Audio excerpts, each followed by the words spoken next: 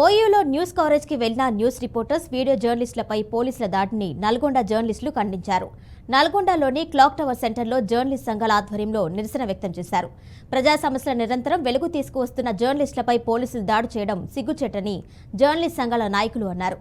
ఉస్మానియా యూనివర్సిటీలో జర్నలిస్టులపై జరిగిన పోలీసుల చర్య సరైంది కాదు అన్నారు.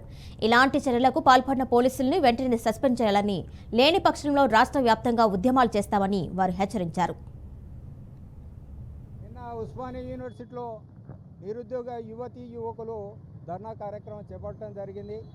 వెంటనే డిఎస్సి పెట్టాలని ప్రభుత్వం పైన ఒత్తిడి చేయడానికి నిరుద్యోగ యువకులంతా కూడా ఒక కార్యక్రమం చేపడితే ఆ కార్యక్రమాన్ని కవరేజ్ కొరకు మీడియా మిత్రులు వెళ్ళడం జరిగింది. మీడియా మిత్రుల పైన దౌర్జన్య కాండ నిర్వహించారు. పోలీసుల పైన వెంటనే చర్య తీసుకోవాలి. ఈ యొక్క రిపోర్టర్ పైన చేసుకున్నటువంటి సిఐని కానీ ఆ సిబ్బందిని కానీ వెంటనే సస్పెండ్ చేసి అరెస్ట్ చేయాలని చెప్పని మేము టీయూడబ్ల్యూ ఐజేయు తరఫున నల్గొండ జిల్లా శాఖ కోరుతుంది.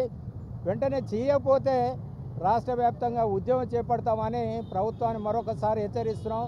ఫ్రెండ్లీ ప్రభుత్వం, ఫ్రెండ్లీ పోలీసు అని చెప్పని చెప్తున్నటువంటి రేవంత్ రెడ్డి గారి ప్రభుత్వం మీడియా పైన ఈ రకమైనటువంటి దుశ్చర్యకు పాల్పడటం అది చిగ్గుసేటు. మరొకసారి పునరాలోచన చేసి పోలీసు వారికి కఠినంగా శిక్షించాలని చెప్పని మరొకసారి ప్రభుత్వాన్ని కోరుతూ నిన్న ఉస్మానియా యూనివర్సిటీలో నిరుద్యోగ